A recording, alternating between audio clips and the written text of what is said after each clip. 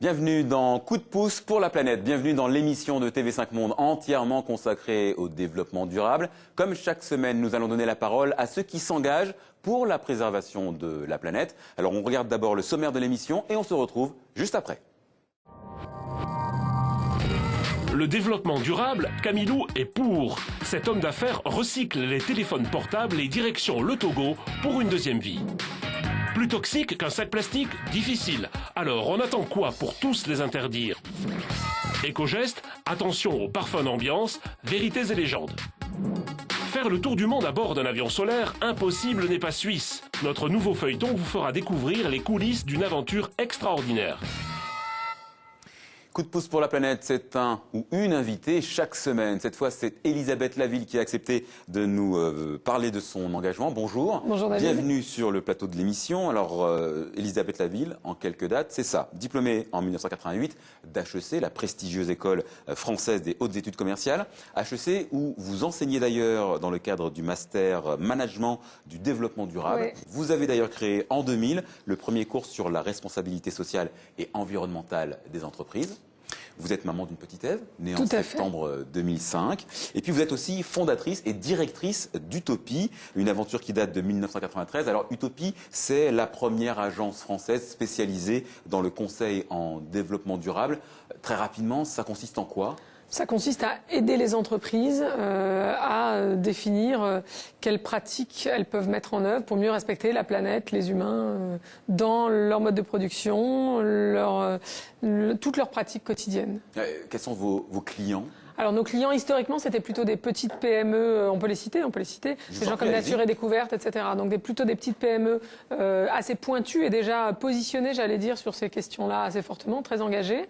Les gens comme le label de commerce équitable Max Havelaar, etc. Ça, c'était les clients qu'on avait les premiers en 93. Les historiques, on va dire. Et puis voilà. Et aujourd'hui, on travaille toujours pour cela. Mais à cela, sont venus s'ajouter progressivement de plus grands groupes, on va dire, moins alternatifs et avec des impacts beaucoup plus grands. Donc c'est historiquement des gens comme Carrefour, Danone, Sodexo, L'Oréal, etc., etc. Des groupes qui ont besoin de conseils pour devenir des groupes éco-citoyens, c'est ça ? Voilà, c'est-à-dire que dans la plupart du temps, en tout cas ceux qui viennent nous voir, c'est plutôt ceux qui n'ont pas attendu d'avoir des contraintes ou d'être un peu obligés de le faire, obligés par leurs clients, la pression des clients, la pression des investisseurs, la pression des médias, etc. Et qui essaient en tout cas de devancer ces contraintes et si possible d'en faire des opportunités en essayant d'intégrer ces sujets-là à leur stratégie le plus en amont possible. Alors on va passer à l'image de la semaine, elle s'est imposée d'elle-même, c'est ce vol révolutionnaire. C'était ce mercredi, nous sommes à l'aérodrome de Payerne en Suisse, vol test d'1h30 pour Solar Impulse, révolutionnaire parce que ce drôle d'engin n'utilise que le soleil comme carburant. C'est aussi grand qu'un Airbus, lourd comme une voiture. Solar Impulse utilise les 12 000 cellules photovoltaïques qui recouvrent ses ailes pour alimenter ses 4 moteurs électriques. C'est l'aboutissement de 7 ans de recherche, un projet initié entre autres par un certain Bertrand Piccard, le célèbre explorateur suisse. Les créateurs de Solar Impulse, justement, ont eu du mal à convaincre les industriels de s'engager dans ce genre de projet. Ça veut dire que le monde de l'entreprise est encore réticent à réellement investir ? Ça veut dire que les grandes entreprises, notamment, c'est un problème parce que c'est celles qui auraient le plus d'argent pour investir, et elles sont souvent réticentes à investir dans l'innovation très radicale. Et c'est le cas là. Donc je sais qu'il y a quelques années, au début d'Utopie, j'avais rencontré un monsieur en France qui avait inventé la voiture à air comprimé. Donc il se passait de carburant. Je sais qu'aujourd'hui, il travaille avec les Indiens, les Chinois. Je crois toujours pas beaucoup avec les Français. Parce qu'on a envie d'investir, c'est l'innovation trop radicale. En même temps, ça remet en cause les modèles économiques notamment sur lesquels sont fondées les entreprises aujourd'hui. Donc du coup, on regarde ça, a l'air intéressé, mais on n'a pas trop envie que ça se développe peut-être quand même. Parce que ça fait peur, c'est ça ? Ça fait peur parce que ça remet en cause potentiellement, typiquement dans l'aviation, si ça marche. ça mérite d'être poursuivi, etc. Même si à l'évidence, ils ne transportent pas autant de gens aujourd'hui qu'un Airbus A380. mais ça remet en cause potentiellement les modèles sur lesquels sont fondés les très grands groupes de ce secteur aujourd'hui. Mais justement, est-ce que le développement durable, c'est pas changer un petit peu ces modèles-là? Il y a un changement nécessaire, mais le changement fait peur à l'être humain, c'est pas nouveau et c'est pas encore plus aux uniquement limité au développement durable. Ouais, et encore plus aux entreprises. Oui. Alors, nous reviendrons tout à l'heure sur l'aventure Solar Impulse, puisque les coulisses de cette aventure, c'est justement le sujet de notre nouveau feuilleton. On va passer au coup de pouce de cette semaine. Coup de pouce à Camilou Agoro. Camilou est franco-togolais. C'est un homme d'affaires qui contribue à sa façon à la cause du développement durable. Son fonds de commerce, c'est le recyclage des téléphones portables, des déchets en France et qui reprennent vie au Togo. Regardez cet extrait du reportage de nos confrères de l'émission Complément d'enquête sur France 2. Camilou Agoro, 36 ans. Et le chef, il est là? Oui, allez. Salut Gaillot, ça va? Ça va? Bien. Chaque mois, ce franco-togolais achète tous les téléphones valides de Fabrice pour les revendre en Afrique. Combien vous allez lui vendre ce téléphone? Ça, c'est quelque chose que j'inventerai pas. Une fourchette? Non. Combien vous allez les acheter? Je sais pas, je suppose qu'on n'a même pas encore parlé de prix. Voilà. Je sais pas. C'est aléatoire. Plus d'1 euro pièce. Selon nos calculs, ces 500 portables, Fabrice va les lui vendre environ 2000 €. Ces mobiles, qui ne valaient plus rien, Camilou va leur donner une deuxième vie au Togo. Ouverte sur l'Atlantique, voici Lomé, la capitale d'un des plus petits pays d'Afrique. C'est ici que Camilou se rend une fois par mois pour ses affaires. Donc voilà. Sidik, viens voir. Voilà, je suis là. Donc voilà. Ah, il y a de nouveau là. Ouais, voilà, c'est ça. Bon, pas de nouveau, pas de nouveau. Ah ben c'est joli celui-ci. Il y a de quoi faire des heureux, hein. Pour faire revivre ces vieux portables, Camilou a embauché des experts, des électroniciens qui démontent puis réparent tout. En plus, rien ne se perd. Les appareils cassés leur servent de pièces de rechange. Problème, ces portables sont configurés uniquement pour le réseau français. Le boulot de June, 22 ans, c'est de les débloquer pour qu'ils fonctionnent sur le réseau togolais. Là, je cherche à connecter le téléphone et ensuite le débloquer. Voilà, mon déblocage est fini. Ça lui a pris à peine 2 secondes. Là, le téléphone il est débloqué, prêt à l'emploi. Il est comme neuf. Il est comme neuf. Voici notre barre de réseau. Elle est pleine. Avant de le mettre en vente, on vérifie quand même écouteurs et micros. Ça, c'est simple comme un coup de fil. Voilà, on a un appel. C'est moi qui l'appelle ça. Décroche, je comprends. Allô? Ouais, voilà, je l'entends bien. Là, c'est bon. Donc, Ça veut dire quoi? le Ça dit que le micro passe. l'écouteur, tout passe bien. Dans la pièce d'à côté, la boutique. Le téléphone est mis en vente sur le champ. Il y a une semaine à peine, c'était un déchet. Des portables impeccables, mais ne cherchez pas les étiquettes. Les prix se négocient, souvent, à la tête du client. Camilou dispose aussi de tout un réseau de vendeurs de rue. Il les appelle ses commerciaux. Son meilleur vendeur, c'est Siméon, 30 ans qu'ils se connaissent. Donc ça, c'est tout ce qu'on a déjà réparé. Par exemple, on m'a commandé un Nokia. Quand Camilou revient au Togo, pour aider son ami, il préfère le faire travailler plutôt que lui donner de l'argent. On dit souvent en Afrique, au lieu de donner du poisson à quelqu'un, il vaut mieux lui apprendre à pêcher. Et là, vous avez appris à pêcher à Siméon? Voilà. Un Siméon heureux qui ne pense qu'à une seule chose, vendre un maximum de marchandises. Ce que deviennent ces portables en fin de vie, ça n'est pas son problème, pas encore. Quand l'Afrique serait saturée de portables, c'est là où on va commencer par les recycler. Comme on le fait en Europe, on prend les portables pour tirer les petits lingots d'or là. Oui. Mais pour le moment, on a besoin de faire allô pour répondre. Voilà, Elisabeth Laville, ça vous inspire quoi cet exemple? Plein de choses. Enfin, je veux dire, c'est extrêmement vertueux. Ce qui n'est pas vertueux, c'est notre comportement à nous, notamment sur les portables, puisque, en gros... D'en faire des déchets... C'est-à-dire qu'il y a une obsolescence accélérée sur ces produits-là, parce que on veut... Alors, c'est vrai chez les adultes, je crois qu'on garde en moyenne un portable 9 mois. Je crois que c'est encore pire chez les ados, qu'ils gardent en moyenne 6 mois, alors qu'ils pourraient sans problème durer 3-4 ans. En gros, c'est conçu pour durer 3-4 ans. Et du coup, il y a cette espèce de changement un peu frénétique. Donc, c'est bien qu'on trouve des solutions comme celle-là pour calmer un peu le jeu. Cela dit, ça serait bien qu'on essaie de résoudre le problème à la source, c'est-à-dire ici. Et en France, on commence à voir d'ailleurs des opérateurs qui eux-mêmes récupèrent les téléphones dont on ne se sert plus parce qu'on a voulu, ils marchent encore, mais on a voulu juste un truc un peu plus sophistiqué, et qui eux-mêmes les revendent maintenant, et les revendent maintenant dans les boutiques. Il y a aussi une dimension, dans l'exemple qu'on vient de voir, une dimension nord-sud. Est-ce que dans les entreprises que vous conseillez, dans celles que vous côtoyez, est-ce que cet axe nord-sud, il est pris en compte ?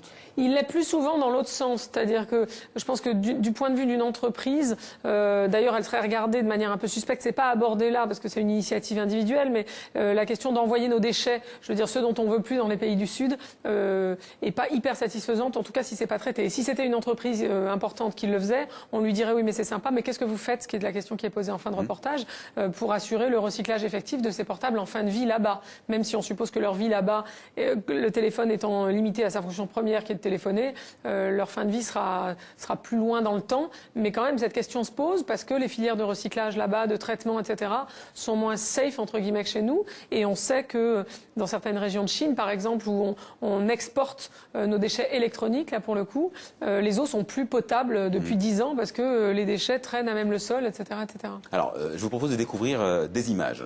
Danger sur la grande barrière de corail. On est donc au large des côtes de l'Australie. Et samedi, le Chengmeng 1 s'est échoué. Ce cargo chinois transporte 65 000 tonnes de charbon, mais ce sont surtout les 975 tonnes de fuel qu'il contient qui inquiètent les autorités. Car le choc a provoqué la rupture d'un réservoir. Il y a déjà une nappe de fuel d'environ 3 km. Les équipes de secours tentent de stabiliser le navire pour éviter une marée noire dévastatrice. Rappelons quand même que la Grande Barrière de Corail est classée au patrimoine mondial de l'humanité. Alors je vous propose un petit cas pratique. Le capitaine du cargo a estimé que la pollution n'était pas si grave que ça. C'est une erreur de communication ? Je pense que oui, quand on fait une bourde, quand on est une entreprise grande ou petite et qu'on fait une bourde, il y a une prime à l'honnêteté plutôt qu'à la perfection. C'est-à-dire, il vaut mieux dire, écoutez, oui, on s'est trompé, on a fait une erreur, on va réparer, on va assumer les conséquences, etc. Alors, justement, c'est ce que vous conseilleriez, vous, à l'armateur du cargo ? C'est ce qu'on conseille de manière générale aux entreprises qui sont face à une crise. C'est-à-dire d'aborder le sujet de manière assez objective, mais en regardant les faits tels qu'ils sont, plutôt que d'essayer, on a vu sur l'amiante, etc., des entreprises, essayer de nier l'impact sur la santé, l'impact sur l'environnement. Enfin, c'est ridicule parce qu'en réalité, ça trompe personne. Et on comprend pourquoi, du coup, dans les études aujourd'hui, clairement en France, par exemple, quand les gens ne croient pas ce que racontent les entreprises sur l'environnement. Mais c'est aussi, ça part d'une espèce de méfiance un peu comme ça qui caractérise notre culture et nos compatriotes, mais aussi du fait que souvent les entreprises jouent un jeu dangereux qui consiste à raconter n'importe quoi en ayant l'air de ne pas le savoir alors que tout le monde le sait. D'accord, donc ce que vous êtes en train de dire, c'est qu'à un bout, il y a l'opinion qui a de la méfiance. De l'autre, il y a les entreprises qui ne jouent pas totalement le jeu de la transparence. Ce que je dis, c'est que la réputation, aujourd'hui, les actifs immatériels, dont la réputation des marques, etc., ça représente... L'image. Exactement. Quand on dit le fait que pour l'image, comme si c'était pas bien, ça représente plus de la moitié, souvent, de la valeur d'une entreprise quand elle est cédée. Donc, c'est pas rien, et c'est normal que les entreprises s'en préoccupent. Et ce que je dis, c'est que pour la réputation, notamment à moyen et long terme d'une entreprise, il vaut mieux qu'elle soit honnête, plutôt que prétendre être parfaite, alors tout le monde sait que c'est pas possible. Donc, il vaut mieux dire, bah oui, là, on n'est pas parfait, on rencontre telle difficulté, on a eu tel problème, et voilà ce qu'on a mis en œuvre ou ce qu'on va mettre en œuvre pour le résoudre avec d'autres, plutôt que de dire non, je vous assure, il n'y a pas de problème, on assure, vous inquiétez pas. On va passer à la séquence coup de gueule de l'émission. Et cette semaine, dans la ligne de mire de Franz Vaillant, il y a les sacs plastiques. Notre confrère n'a pas trouvé de mots assez durs pour dénoncer l'utilisation de ce symbole de la société de consommation. On regarde, on écoute et on se retrouve juste après. 6,5 millions de tonnes de déchets plastiques finissent chaque année dans la mer. Parmi ces déchets, les sacs plastiques. Une belle saloperie héritée des années 60, période où prospérité rimait avec supermarché. Le sac plastique, produit emblématique, est donc l'objet star de la société de consommation. bourré de produits chimiques, il lui faut, tenez-vous bien, 400 ans pour se dégrader. Et si vous le brûlez, il dégage des substances toxiques comme la dioxine. Bonjour le crado. Sur Terre, il balafre les paysages, étouffe les oiseaux et dans la mer, il provoque des catastrophes. Tortues, baleines et dauphins les confondent avec des méduses. Greenpeace affirme même que 80% des tortues marines du globe ont déjà mangé du plastique. Quant aux poissons, ils ne sont pas en reste. À partir du 1er juillet, le gouvernement gabonais va interdire les sacs plastiques sur tout le territoire. Heureuse initiative. Et emboîtons le pas à nos amis africains. À quand une interdiction mondiale de cette saloperie ? Elisabeth Laville. Effectivement, il est en colère. Alors, pour ou contre, c'est une interdiction totale et mondiale? Écoutez, moi, quand j'ai créé Utopie il y a 17 ans, j'étais plutôt en faveur des initiatives volontaires, en me disant on va toujours trouver des entrepreneurs qui vont prendre les sujets suffisamment à bras-le-corps pour donner l'exemple. Et il faut ça quand même. Il faut des entrepreneurs qui anticipent la chose, qui montrent que c'est possible, que ça ne va pas détruire les emplois, mettre les entreprises dans des situations complètement catastrophiques. Mais plus j'avance, plus je pense quand même que sur certains sujets, il faut à un moment qu'il y ait des réglementations, parce que sinon, on n'avance pas. Et des réglementations appliquées. C'est-à-dire que, par exemple, nous, en France, on a interdit les sacs plastiques gratuits dans les supermarchés, etc. en 2005. La loi est applicable cette année, en 2010, et on verra si elle est appliquée, mais enfin, je le souhaite, on est 5 ans plus tard. En Chine, évidemment, gouvernement moins démocratique, etc. Ils l'ont voté en janvier de l'année dernière. En juin, c'était appliqué, c'est fini. D'accord. Alors, comme chaque semaine, l'éco-geste nous est proposé par nos confrères de Télé-Québec. Cette fois, vous allez apprendre pourquoi les parfums d'ambiance ne sont pas en odeur de sainteté.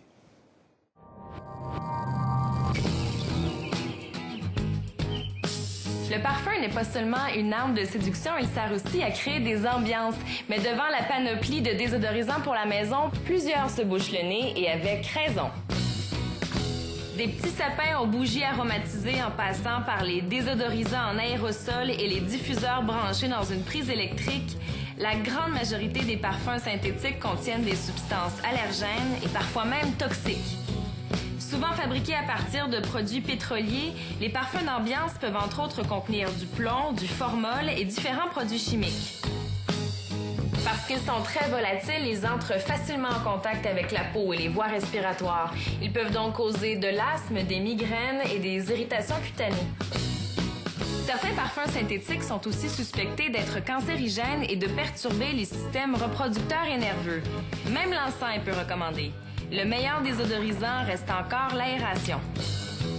Mais si vous tenez absolument à parfumer votre maison, des écorces d'agrumes bouillies ou un bâton de cannelle au four feront très bien l'affaire. Alors, Elisabeth Laville, je vois que vous souriez, mais vous avez tenu le journal de bord d'une jeune maman.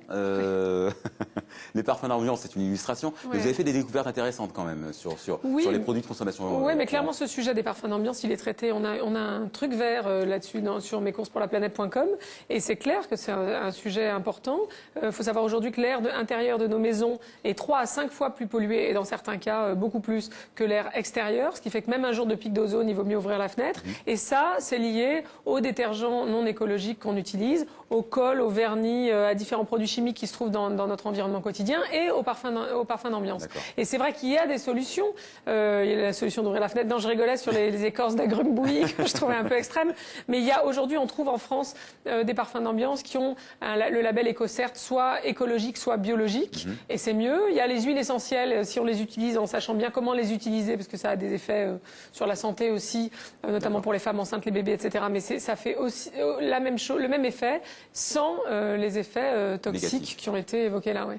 Alors c'est l'heure du feuilleton de Coup de pouce pour la planète. Je vous le disais tout à l'heure, nous allons vous emmener dans les coulisses de l'aventure Solar Impulse. C'est le premier avion propulsé par énergie solaire et avec le soleil pour seul carburant. Bertrand Piccard et son équipe se préparent pour un tour du monde. Les ailes du soleil, épisode 1, c'est parti.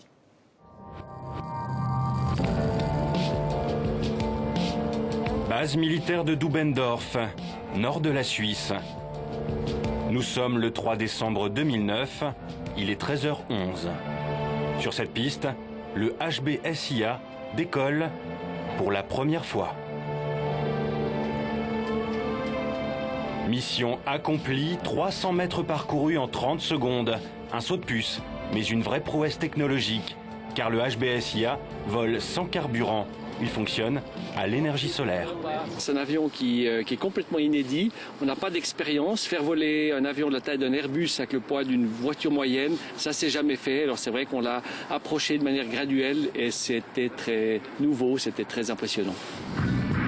André Borschberg, un des 2 créateurs de cet avion. Lui est ancien pilote de chasse, ingénieur, matière grise de cette aventure. L'autre homme, c'est Bertrand Piccard, le visionnaire médecin pilote lui aussi et célèbre après son tour du monde en ballon, sans escale.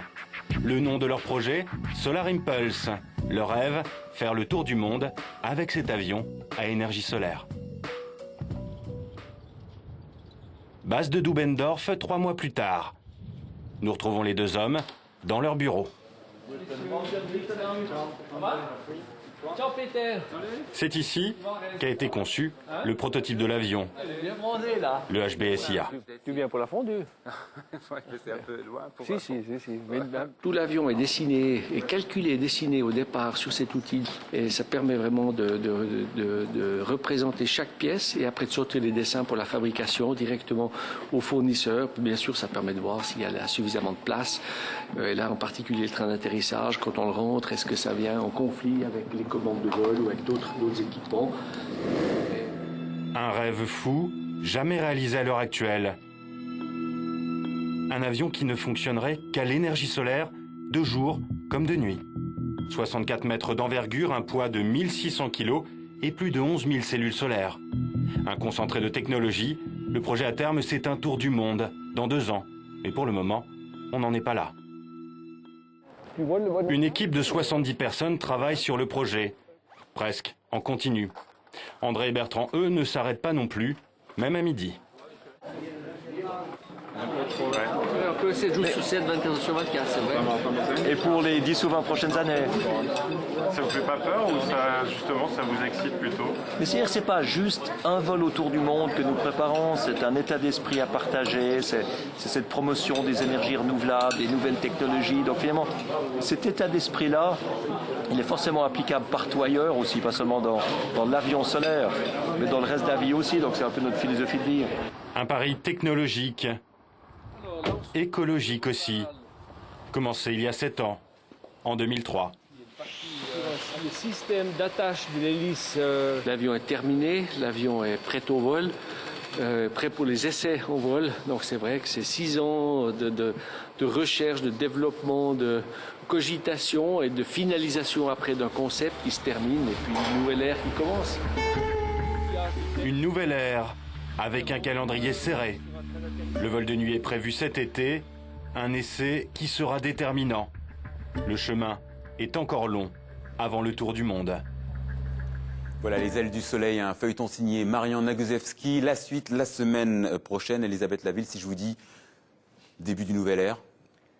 Oui, mais je pense qu'il faut, encore une fois, il va falloir de l'innovation radicale. On en voit sur plein de secteurs différents. Pour le coup, c'est et là, radical. c'est radical, exactement. Donc, il faut qu'il y ait ça. Et moi, je suis frappée de voir à quel point des choses qui avaient l'air très marginales, alternatives, radicales, encore une fois, quand j'ai créé Utopie il y a 17 ans, aujourd'hui, on voit des grands groupes racheter des boîtes alternatives, dire on va généraliser ça. On voit aujourd'hui il y a quelques semaines, là, plusieurs marques, grandes marques, y compris des marques du groupe Nestlé, etc., passer au 100% commerce équitable. C'était inimaginable il y a 20 ans. Donc il y a un vrai changement de mentalité dans le monde de l'entreprise. C'est une bonne nouvelle. Ça peut aller plus vite que ce qu'on craint. Allez, le coup d'œil cette semaine, c'est encore un clip de la Surfrider Foundation. Une façon drôle et simple de nous rappeler qu'il ne faut pas faire n'importe quoi avec la nature en général et avec la mer en particulier.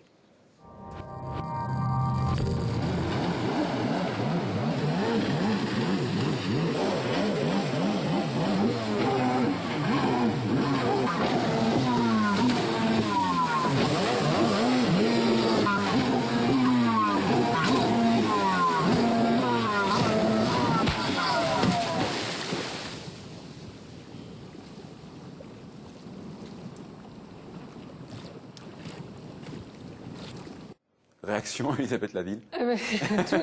Tout est dit.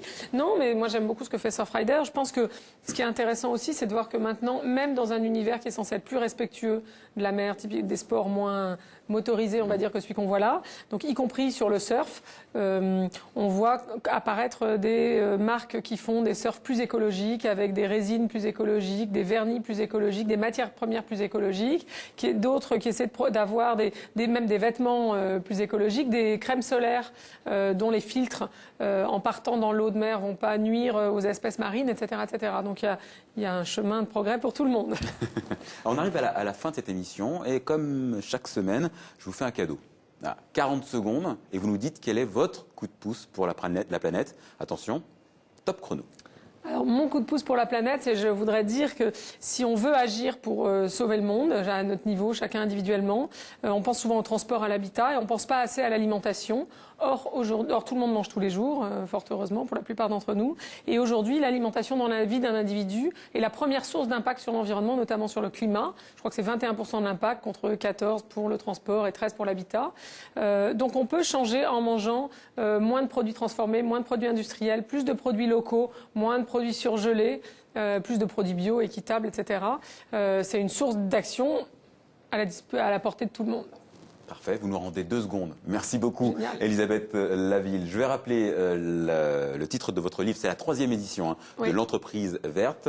Sous-titre, le développement durable change l'entreprise pour changer le monde. Un livre qui a quand même reçu le prix Synapsis du meilleur livre de management, c'était en 2002. Je vous dis merci. Merci beaucoup. Merci infiniment d'avoir participé à cette émission. Au revoir. C'est la fin de Coup de pouce pour la planète. Vos coups de gueule pour la planète, vos coups de cœur, vos éco-gestes nous intéressent. Allez sur Internet, le site www.tv5monde.com/C2P. Rejoignez aussi notre communauté sur Facebook. À la semaine prochaine. Notre invité sera Dominique Bourg, philosophe spécialiste de l'éthique du développement durable. Bonne suite de programme sur la chaîne francophone.